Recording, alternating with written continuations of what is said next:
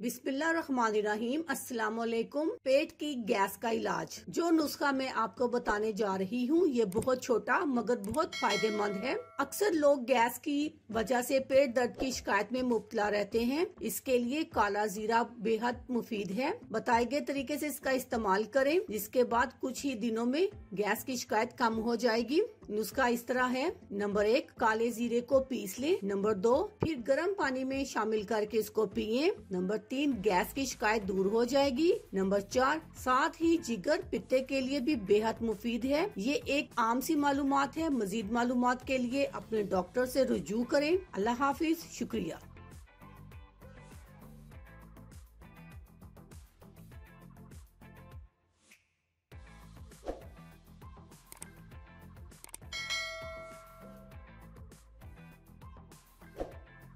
अगर आपको हमारी वीडियो अच्छी लग रही है तो हमारे वीडियोस को लाइक करें और अपने सब दोस्तों से शेयर करें और साथ हमारे चैनल ऑनलाइन रेमेडीज को सब्सक्राइब करना ना भूलिएगा।